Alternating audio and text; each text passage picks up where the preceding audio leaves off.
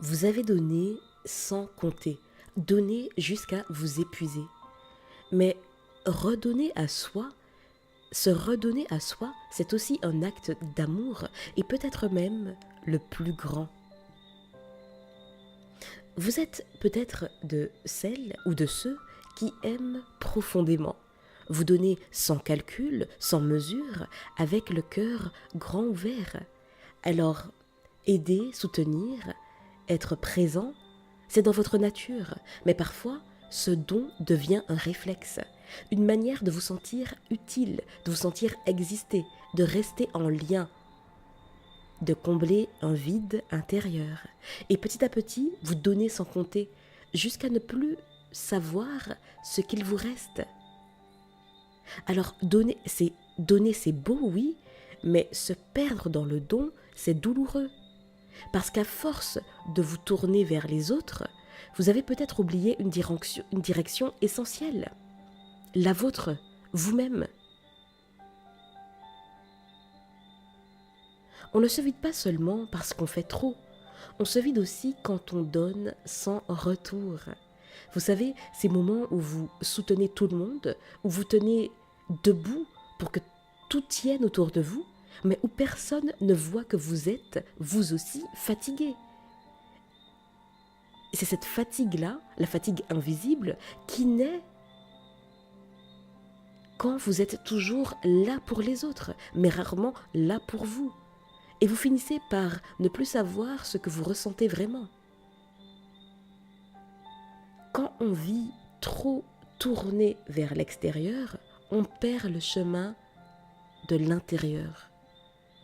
Souvent, ce besoin de donner vient d'une blessure ancienne. Peut-être qu'enfant, vous aviez appris que l'amour se gagnait, se méritait, que pour être aimé, il fallait être sage, serviable, utile, attentif, attentive. Alors, vous avez développé une grande capacité à vous adapter, à vous suradapter même, à sentir les besoins des autres avant même qu'ils les expriment. Mais ce don, avec le temps, est devenu une suradaptation. Vous êtes devenu expert, experte dans le fait de vous effacer. Et aujourd'hui, votre cœur crie pause. Pendant que votre tête continue à dire allez, encore un peu. Si vous vous reconnaissez dans les signes suivants, c'est que vous vous êtes trop donné. Vous vous sentez vidé, sans énergie, sans élan. Vous avez du mal à dire non, même quand tout en vous dit stop. Vous ressentez de la culpabilité quand vous prenez du temps pour vous. Vous vous surprenez à espérer de la reconnaissance, mais cette dernière ne vient jamais.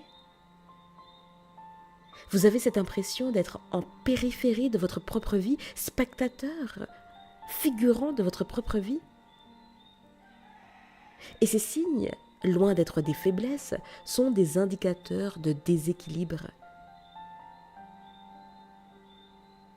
Le moment où le corps et le cœur vous rappellent à l'ordre.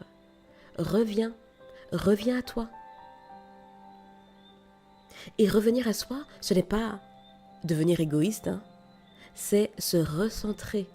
C'est se rappeler que vous êtes, vous aussi, une personne à aimer. Vous ne pouvez pas verser depuis un verre vide. Et pourtant, beaucoup essaient encore de le faire. Ils donnent de leur fatigue, de leur colère, de leur manque. Mais ce n'est pas un don, c'est du sacrifice. Et il y a une différence énorme entre les deux. Le don vient du cœur plein. Le sacrifice vient du cœur vide. Alors, comment remplir à nouveau ce cœur? Comment revenir à soi sans se fermer aux autres? Alors, voici 3 étapes concrètes pour revenir à vous. Premièrement, faites le point sur vos oui automatiques. Notez pendant quelques jours tout ce à quoi vous dites oui, puis demandez-vous pour chaque chose, est-ce vraiment un oui ou un oui pour ne pas décevoir? Et vous verrez rapidement combien de vos actions viennent du devoir et non du désir. Alors oui, parfois dans la vie, il nous faut faire des choses par devoir. Mais regardez combien de ces choses, qui ne sont pourtant pas nécessaires, que vous faites quand même uniquement par devoir. Deuxièmement, offrez-vous du silence. Alors, je ne dis pas ici de méditer ou de faire du yoga, mais juste de créer un espace sans bruit, sans sollicitation, un moment où vous n'avez rien à faire, rien à prouver. Et c'est souvent dans ce vide que votre vérité se réalise. Et puis, troisième point, posez une limite visible. Il ne s'agit pas là de prendre des décisions drastiques, mais juste de dire un petit non. Un non simple, clair, sans justification, parce que non est suffisant, non se suffit à lui-même. Et chaque limite posée est une pierre de retour vers vous. Alors oui, vous allez vous sentir coupable, et c'est normal. Parce que dire non, quand on a toujours dit oui, ça crée une tension intérieure. Mais cette culpabilité, elle n'est pas un signe que vous faites quelque chose de mal. C'est le signe que vous êtes en train de changer de place. Vous quittez le rôle du sauveur, de la sauveuse, pour reprendre celui de la personne vivante. Alors, au lieu de fuir la culpabilité, respirez, accueillez-la et dites-vous, je suis en train d'apprendre à me choisir. Et vous verrez, plus vous vous recentrez, plus vos gestes envers les autres deviennent justes. Vous n'aurez plus besoin de sauver, vous n'aurez plus peur de décevoir. Vous donnerez avec présence, avec clarté, avec liberté. Et c'est ça l'amour équilibré. Je donne, mais je ne me perds pas dans le don. Je tends la main, mais je garde les pieds au sol.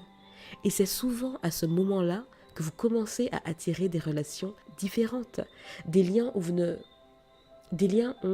où on ne vous prend pas, mais où on vous rencontre. Cher ami, vous n'avez pas à cesser d'aimer. Vous avez juste à changer la direction du premier élan. Qu'il parte de vous et non contre vous. Parce qu'en réalité, revenir à soi, c'est revenir à la source de tout amour, celui qui vous habite depuis toujours.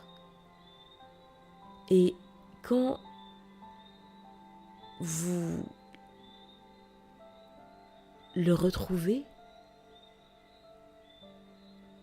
tout devient plus simple, plus doux, plus vrai, plus authentique.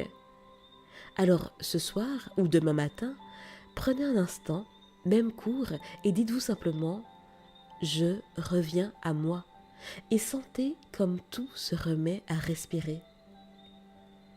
Je vous dis à bientôt et d'ici là, imposez-vous.